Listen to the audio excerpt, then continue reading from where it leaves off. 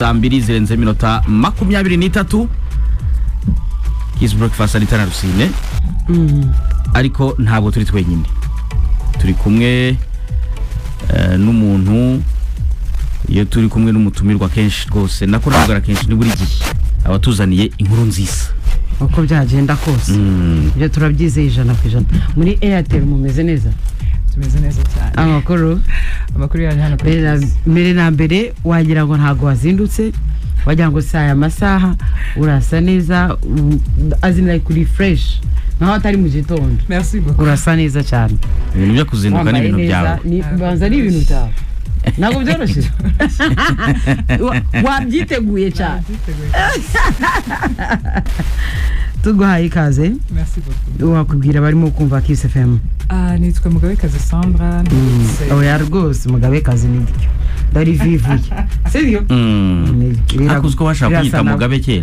Genda nibeshi. Yego rat. Ndutse muri team ya marketing ya Airtel kandi koko nkuko babivuze mbazaniye amakuru ashyushye kabisa. Okay.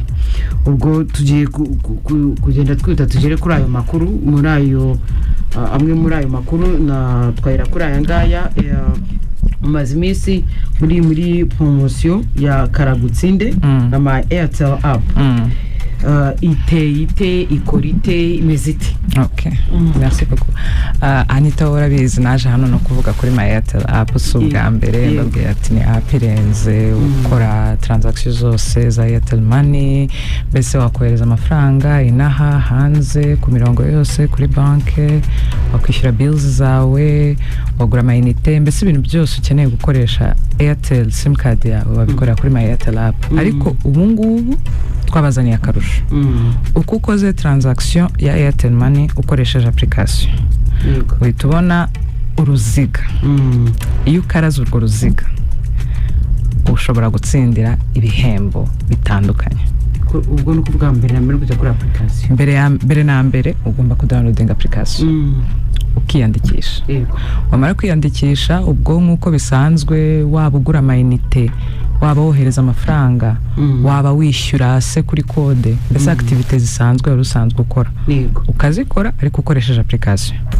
Iyo ukoze rero icyo gikorwa kimwe tuguhereza amahirwe yo gukaraga urwo ruziga ruba ruri muri application narwo urarubona. Ubu ubona n'ibihembo biri kuri urwo ruziga. Iyo rukaraze rero igihembo ruguyeho ubu gitsindiye kandi harimo ibihembo birenze. Rero twari tumenyereye urwo ruziga bakaraga biri live nyine. Live ugasanga kuri tele maybe cyangwa se kuri TV. Now tubyuka kuri phone yacu cyane rwose. Nta kindi kintu uzongera gukora muri iyi minsi ni ukwirirwa nkaraga. Okay, no kuba kuri application ukoze icyaha gikorwa ubundi igikorwa kiguhesha amahirwe ni igikorwa cyose kirimo Airtel Money. So yaba ari ukohereza amafaranga, yaba ari ukugura bando ukishyurisha Airtel Money, yaba ari ukwishyura kuri code bino bisanzwe uri kugura ikintu ku isoko cyangwa ku iduka, yaba ari ukwishyura facture wenda tuvuge amazi y'umuriro, kuko hari activity nyinshi cyane wakora muri app yawe. So izo activity zose zigusaba kwishyurisha Airtel Money. Iyo ukoze imwe muri izo ngizo uhita ubona rwa ruziga rwawe. Ikintu cyose waba ugiye kwishyura muri rusange. Ikintu cyose waba ugiye kwishyura. Twumva neza nagaruka kureba balance. Najya kuri app agiye kureba balance gusa ishyura. Ugomba kwishyura. Are you looking for your dream home in Kigali?